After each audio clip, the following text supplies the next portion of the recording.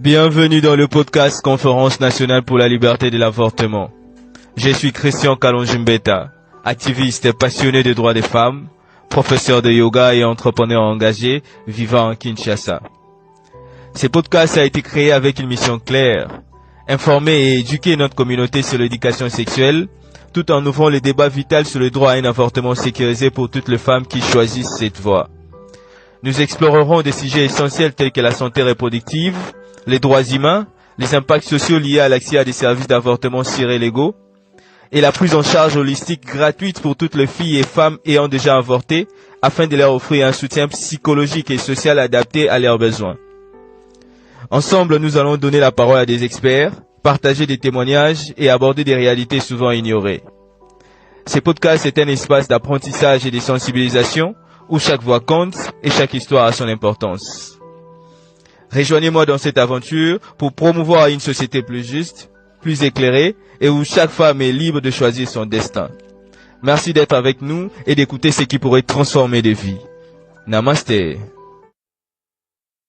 Mardi 17 décembre 2024.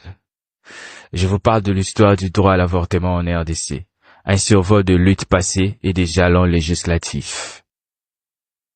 L'histoire de l'avortement en République démocratique du Congo est complexe et influencée par des facteurs culturels, religieux, sociaux et politiques. Je vous donne maintenant l'aperçu de la situation de l'avortement dans le pays. Prenons premièrement les cadres juridiques. Que dit la législation sur l'avortement en RDC? En RDC, l'avortement est strictement limité par la loi. Selon le code pénal congolais, l'avortement est illégal, sauf dans des cas spécifiques, tels que lorsque la vie de la mère est en danger, ou si la grossesse résulte d'un viol. Cependant, ces définitions de ces exceptions sont souvent très floues et difficiles à mettre en œuvre.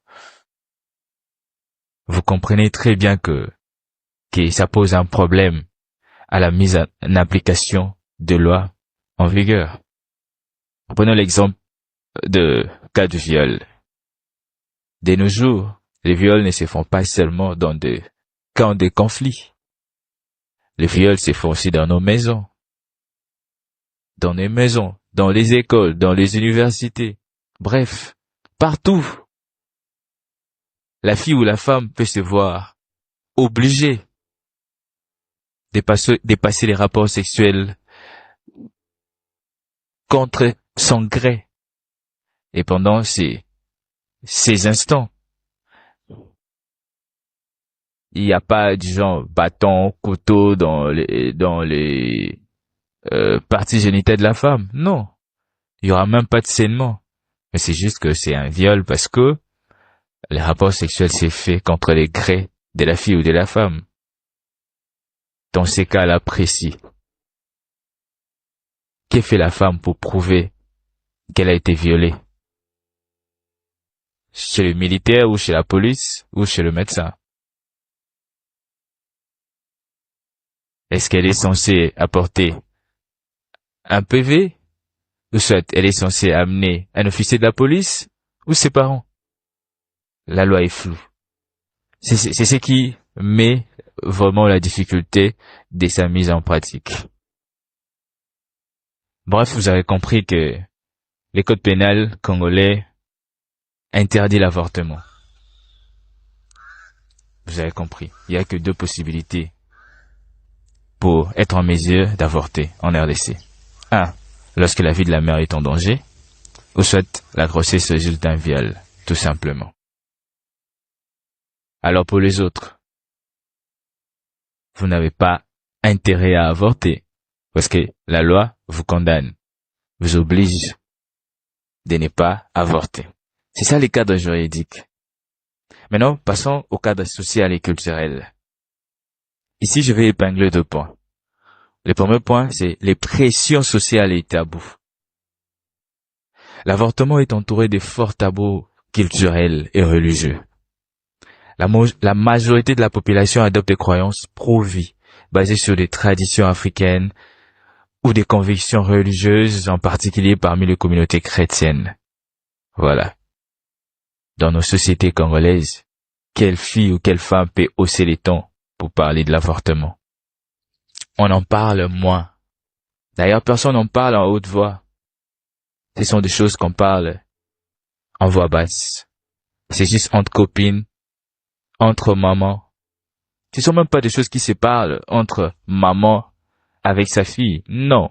C'est juste entre copines, entre mamans et souvent en voix basse. Parce que l'avortement est mal vu. Est mal vu dans nos sociétés congolaises, dans nos familles. Donc, l'avortement est entouré de forts tabous culturels et religieux. La majorité de la population adopte des croyances pro-vie. Voilà, parce que nous sommes dans des traditions africaines. Et la majorité de la tradition africaine maintenant là est religieuse. C'est vraiment difficile pour parler davantage de l'avortement. C'est vraiment difficile pour parler de tout ça. Et le mouvement citoyen Conférence nationale pour la liberté de l'avortement s'est lancé, bien entendu, pour défendre, pour donner la parole aux jeunes filles, jeunes femmes, et pourquoi pas les jeunes garçons, pour bien entendu parler de cette thématique qui est l'avortement, parce que ça touche la santé publique. Nous allons vous expliquer plus tard dans d'autres épisodes pour vous montrer que réellement que l'avortement est une thématique de santé publique. Et parlons aussi du deuxième point, la stigmatisation. Les femmes qui cherchent un avortement, même lorsqu'elles le font dans des conditions légales, c'est-à-dire lorsque la vie de la mère est en danger ou lorsque c'est le cas de viol, elles peuvent faire face à une stigmatisation sociale, rendant le sujet encore plus délicat à discuter. Ah ben oui, tu as été violé, tu veux avorter, tu es toujours mal vu. Mais finalement, vous n'avortez pas, vous parlez de l'avortement en voix haute, vous êtes stigmatisé. Vous êtes violé, vous voulez chercher à avorter, et vous avortez, vous êtes toujours stigmatisé. C'est difficile, c'est vraiment difficile, parce qu'on rend encore le sujet encore plus délicat à discuter. Alors que plus on discute sur la thématique, plus on essaye d'apporter des solutions, apporter des lumières sur des zones d'ombre, sur d'autres façons de faire les choses. Je pense que la situation devrait normalement évoluer. Passons maintenant au cadre de l'accès aux services de santé. Ici aussi, je vais épingler 2 points. Prenons le premier point. Le service de santé limité. L'accès aux services de santé reproductive, y compris les soins liés à la grossesse et à l'avortement, est limité en RDC, en raison d'un manque d'infrastructures, de formation adéquate pour le personnel médical et des ressources économiques. Vous avez compris. Même lorsque la loi autorise l'avortement. Mais est-ce que il y a des infrastructures dans tout le pays qui permettent à ce que toutes les filles, toutes les femmes, dans ces 2 conditions que propose la loi, c'est-à-dire les cas de viol ou les dangers de la vie de la maman, puissent avorter dans de bonnes conditions, dans des conditions sécurisées? Non. Il y a un manque d'infrastructures. On est à Kinshasa, peut-être c'est plus facile parce qu'il y a beaucoup des hôpitaux et tout ça. Mais à l'intérieur du pays, quelqu'un qui est au Kananga, quelqu'un qui est vraiment au fin fond du Bandundu, à Kisangani, à Chopo, par-ci, par-là, est-ce que toutes les filles, toutes les femmes ont la possibilité d'avoir accès à des services vraiment liés à l'avortement sécurisés? Point d'interrogation. De mon côté, je sais très bien que ils n'ont pas le même opportunité. Ces filles et ces femmes n'ont pas le même opportunité pour avoir accès à des services de santé liées à la grossesse ou à l'avortement d'une manière sécurisée, parce qu'il y a un manque d'infrastructures, de formation adéquate pour le personnel médical. Souvent, ce sont les personnels médicaux qui stigmatisent même les victimes de viol ou les gens qui viennent demander un avortement. Imagine une fille ou une femme qui a été violée et veut avorter. Mais c'est souvent les services et c'est souvent le personnel médical qui les stigmatise. C'est difficile. Alors que le rôle premier de ces personnels médicaux devait normalement les accompagner, les encourager, les conscientiser, les motiver. Mais ils sont souvent des personnes qui les stigmatisent. Voilà pourquoi j'ai dit qu'il y a un manque d'infrastructures, de formation adéquate pour le personnel médical et des ressources économiques. Oui, pour qu'il y ait des services adéquats liés à la grossesse, les soins à la grossesse et à l'avortement dans tout le pays, on a besoin d'argent. Est-ce dans tout le pays, il y a suffisamment d'argent, suffisamment de ressources pour que dans tout le pays qu'il y ait des services appropriés, relatifs à la grossesse et à l'avortement? Je ne suis pas sûr. Deuxième point, l'avortement clandestin. Voilà, nous y sommes. En conséquence de la législation restrictive et de la stigmatisation, de nombreuses femmes choisissent d'avoir recours à des avortements clandestins et non sécurisés, je vous dis, ce qui expose leur santé à de sérieux risques, y compris des complications graves, voire mortelles. Elles n'ont pas le choix. Elles n'ont pas le choix, vu que la loi est restrictive. La loi ne permet pas l'avortement. La loi permet l'avortement que dans des cas de viol et puis du danger de la vie de la maman. Qu'est-ce qu'elles doivent faire? Elles doivent s'organiser.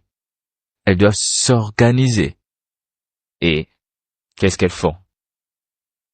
Elles font recours à des avortements clandestins et non sécurisés. Et souvent dans ces avortements clandestins et non sécurisés, elles ne se font pas souvent dans des hôpitaux, là où il y a tout le matériel.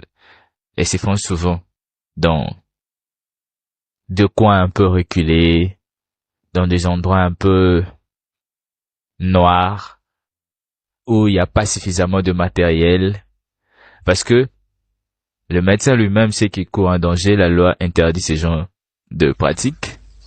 La fille ou la femme court un danger elle-même, elle sait très bien que la loi condamne cette pratique. Donc, elles vont faire des choses très vite. Elles vont faire des choses très vite pour finaliser cet avortement. Et souvent, les médecins sont là juste pour aider les victimes qui ont besoin de l'avortement, moyennant quelque chose de l'argent. Parce que, d'après eux, c'est un échange de services, même si ça reste illégal. Donc c'est vraiment difficile. Et ce genre de pratique, normalement, se passe dans des conditions très difficiles. De femmes meurent. Il y a souvent des complications graves. D'autres femmes se sont vues enlever des trompes, qu'elles ne peuvent plus avoir des enfants. Donc ce sont des conditions non sécurisées et à haut risque. Tout ça parce que la loi est restrictive. Il y a la stigmatisation et les femmes font recours à des avortements clandestins. C'est ce qui est vraiment difficile. Parlons maintenant du cadre de mouvement et des plaidoyers. Donc maintenant là, je vous parle de mouvement et des plaidoyers. Ici aussi, je vous parle de 2 points. Le premier point, l'activisme pour le droit reproductif. Dans les dernières décennies, divers groupes de défense des droits des femmes et des organisations de santé ont commencé à plaidoyer pour une réforme de loi sur l'avortement en RDC. Ils soulignent la nécessité de garantir la sécurité et la santé des femmes en matière de décisions reproductives. Voilà. Les femmes se sont organisées parce que elles se sont rendues compte que ce sont elles les victimes et elles devaient former un bloc pour se défendre. Et dans les organisations de santé, certes, il y a aussi les femmes, bien que minoritaires, mais au moins elles se sont aussi organisées, mettant ainsi la pression des chefs exécutifs de ces organisations de santé. Et ensemble, ils ont commencé à plaider pour une réforme de loi sur l'avortement. Parce que plus la loi est restrictive, plus nous allons perdre beaucoup de femmes et de filles dans des avortements non sécurisés et à haut risque. Donc il était important de trouver un cadre pour peut-être réformer cette loi restrictive sur l'avortement. Maintenant, le deuxième point, c'est l'éducation et la sensibilisation. Des efforts sont entrepris pour sensibiliser les femmes à leurs droits en matière de santé reproductive et pour informer le public sur les dangers associés aux avortements clandestins. C'est d'ailleurs ce qui est en train de se faire à travers ces podcasts, conférences nationales pour la liberté de l'avortement. Je suis là, ces podcasts est en train de vous sensibiliser les femmes concernant vos droits en matière de santé reproductive et vous informer aussi sur les dangers associés aux avortements clandestins. Je viens tantôt de les expliquer ici. Donc je pense que il y a de l'espoir. C'est ce qui me permet de passer au dernier cadre qui est les enjeux actuels. Ici aussi je vous parle de 2 points. Le premier point, c'est la réforme législative. Les discussions sur la réforme de loi sur l'avortement en RDC restent un sujet sensible et complexe, avec des opinions divergentes au sein du gouvernement, la société civile et entre les partisans et les opposants. C'est normal, vu que la majorité de la population est chrétienne, et étant chrétienne, l'avortement est mal vu, l'avortement est un péché. Qui font partie du gouvernement, n'est-ce pas, c'est la population congolaise, de la société civile, la population congolaise, les partisans et même les opposants. C'est la société congolaise qui est majoritairement chrétienne. Donc, qu'est-ce qu'on peut espérer de plus? 0. Voilà pourquoi, durant des décennies, les discussions sur la réforme de loi sur l'avortement restent un sujet sensible et complexe, avec des opinions divergentes. Et le mouvement citoyen, Conférence nationale pour la liberté de l'avortement. Donc, il faudrait comprendre que le mouvement citoyen, Conférence nationale pour la liberté de l'avortement, a en son sein un podcast dénommé aussi Conférence nationale pour la liberté de l'avortement. Se mobilise à travers, vous savez, le mouvement Conférence nationale pour la liberté de l'avortement, à travers son podcast Conférence nationale pour la liberté de l'avortement, se permet de relancer ces discussions.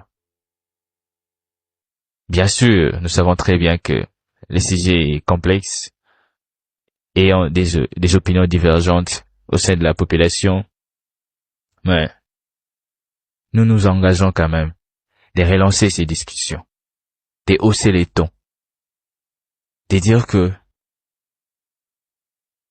il est impérieux, il est important que les femmes aient la liberté de choix, l'autonomie corporelle, la décision sur leur santé reproductive. Et nous nous engageons dans ce sens pour relancer ces débats dans l'espace public. C'est dans cette optique que naît ce mouvement citoyen et puis ces podcasts. Et parlons au deuxième point, l'accès à l'éducation et aux soins de santé. Le renforcement de l'éducation sexuelle et l'amélioration de l'accès aux soins de santé reproductive sont cruciaux pour réduire les avortements non sécurisés et améliorer la santé des femmes. Vous avez compris. Vous avez compris que, avant même d'arriver à demander de l'avortement, on peut déjà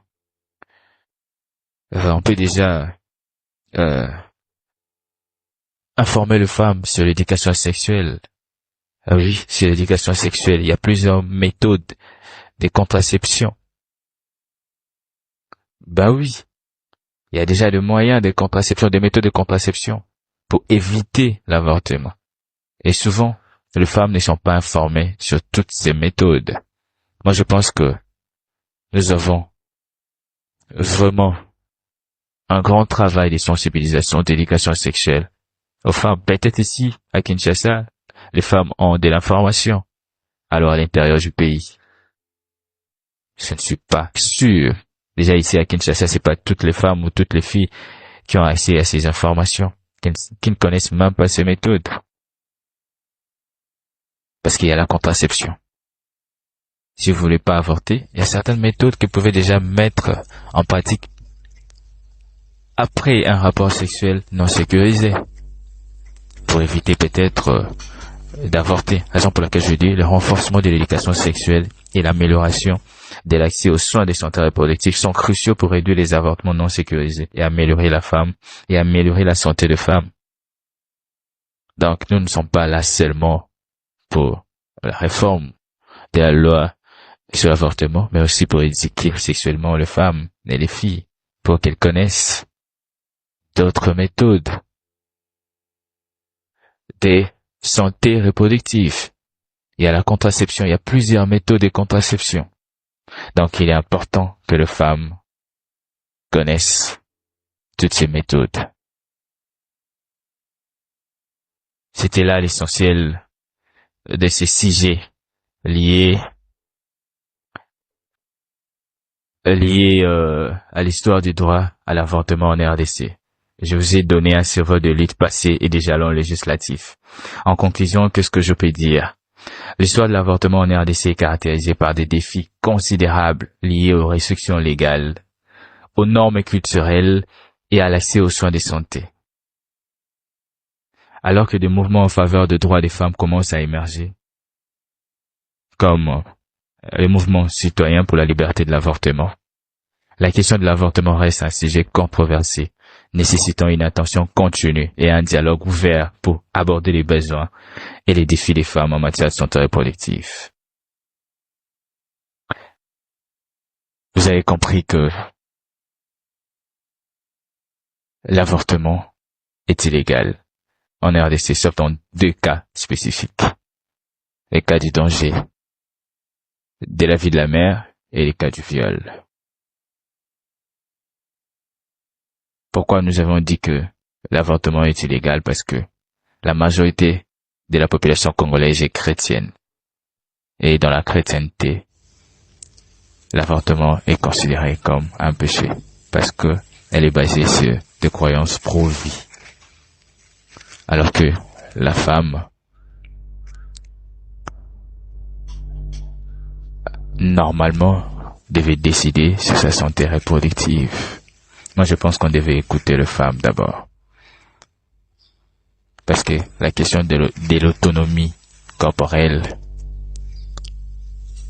s'est inscrite dans la question de la dignité de la femme. Et la femme est un être humain. Donc, c'est une question de droit de l'homme. Pour tous celui ou tous celles qui veulent adhérer à ce mouvement citoyen, Conférence nationale pour la liberté Conférence nationale pour la liberté de l'avortement, je vous prie de me contacter sur le numéro affiché sur le numéro qui est dans la fiche. Écrivez-moi sur WhatsApp. Nous allons discuter afin de créer un bloc pour une réforme de loi sur l'avortement, sur l'éducation sexuelle et sur l'accompagnement des femmes ayant déjà avorté. Nous avons mis en place un programme holistique pour les accompagner. Et pour ceux-là aussi qui veulent nous soutenir d'une manière ou d'une autre, nous sommes là. Avec amour, compassion et lumière. Namasté.